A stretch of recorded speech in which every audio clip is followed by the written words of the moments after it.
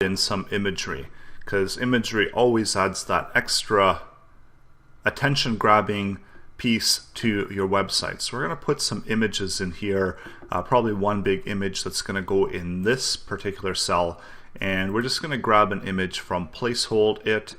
So this is a website where you can get some default sized images, so depending on whatever size you want, it's just going to place in these dimension images.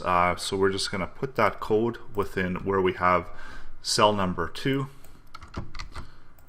and when we reload the page, we see that now we should have an image available within that page, which is 350 by 150 across. So again, when we are working with BootStrap, we want to make sure that everything is responsive, so it doesn't quite work well when we are resizing. That BootStrap does have an option for this, and what we can do is we can just add the class image responsive, and by doing that, you see that when we do have the same code that we were looking at earlier, and when we are resizing it, you see that the image actually does resize much better than it was before. So this, and also bringing it out to the max, so there is a max size of this image, and we ideally want it to fit a little bit better. So when we are designing the page, we might want to look at a much bigger image, and something that would always fit in within our sizing.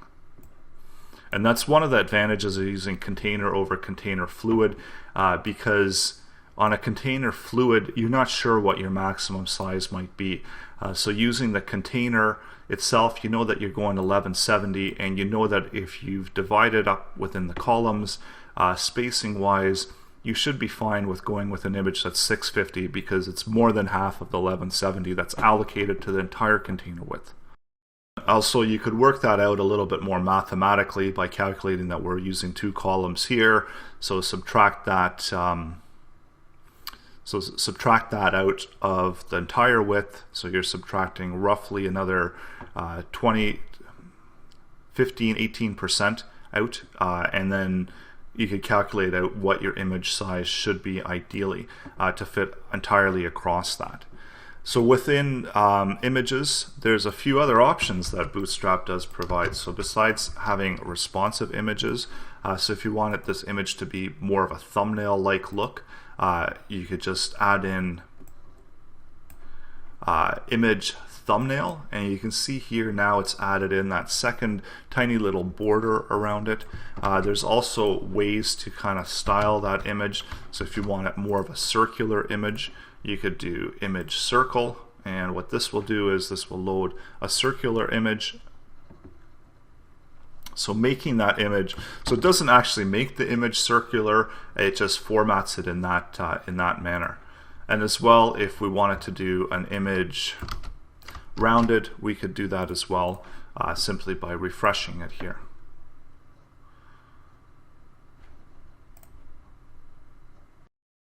Did a quick update to the page in regards to the image to better illustrate what the circular and rounded actually does.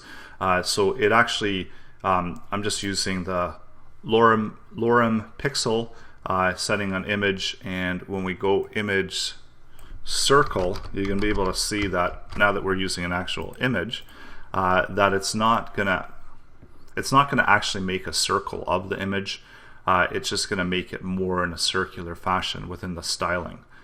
So we see that it's not actually a circle, it's just circled out. And when we open the image in the new tab, we can see that that image, it's probably going to load another image, but they are rectangular images. So they're 650 by 350. So it is BootStrap that's making it circular. So that's how you work with images on your web page. And always remember that if you are working with a responsive design and you want to make your images responsive, all you have to do is add image-responsive, and then the other stuff, depending on what you want to do with the styling of your image, you can add in or remove.